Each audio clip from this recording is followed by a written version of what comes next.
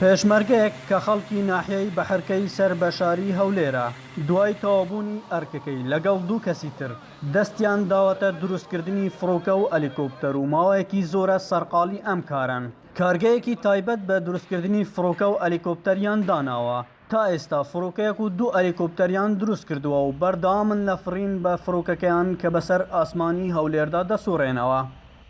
جێ پرسیۆرەیە یعنی خەلکێمە و حکوومەتۆمە زیاتر گرنگێ خەلکی دەرڤەدەن وەکو داهێنان بەس لێرەدا ما تشتێکی وەتڤێکری کە زۆر بوارەوە دەرڤە باشتر بیتن بوو ئەمنا مە و خەلکی پێش هەموو تشتێکی محسابە کردی کە ئەس هەموو تشتێکی گرنگترم تەیارێ و هەلیکۆپتەرێ و هەر کەسێکی بیکو ئەزی سلامەت بم بەس لێرەدا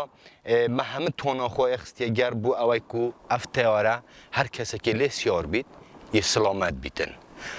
بۆ نمونە پێش هەموو تشتێکی هەمیە گرنگتر ئەف موادە نافخوونیە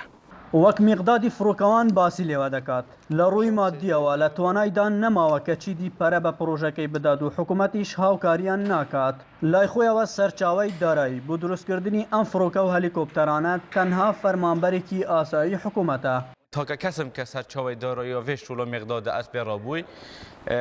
ئەف شوڵێک و مقداد کەتن هەموو سەرچاوی دارایی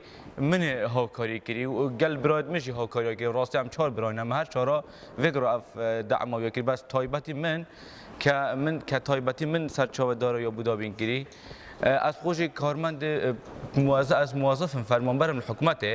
شیانێت مەژی یعنی کوتاهی پێ هاتن تەواوی ئەو کەلوپەلانەی کە بۆ دروستکردنی فڕۆکە و هەلیکۆپتەر بەکاریان دێنن هەمویان کەلوپەلی دەرەوەی وڵاتن. من باش زانی کو وی مادەم هەمیە دەرڤە بینی تایبەت تەیارە تایبەت هەلیکۆپتەرە موادی خامی ئۆرجینال ما ئەو مواد ئینە وەکو ئەلەمینیوم و پلێت و ئەف تشتە ما هەمی دەرڤە ئینە حتا پەرچین بڕغی ما وعدە دا کو هیچ تشتێکی وێرەم کار نەینین ما دەرڤە ئینە بۆ نمونە ئەڤڕۆ تەیارەمە لەوانە 20 جا از پی فری بمنجح حتى كباشا مدرب من الدرفة إناي تركيا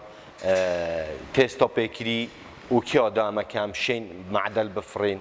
تا ئێستا لە هەرێمی کوردستان ناوەندێکی گرنگی پێدان بە داهێنەران نییە بۆیە هەر کەسێک کە داهێنانێکی هەیە ماوەیەک بەردەوام دەبێت و دواتر دەست بەرداری پرۆژەکەی دەبێت و ڕوو لە دەرەوەی کوردستان دەکات چونکە پێیان وایە زیاتر گرنگیان پێدەدرێت. ئەحمەد زێباری دەنگی ئەمریکا هەولێر.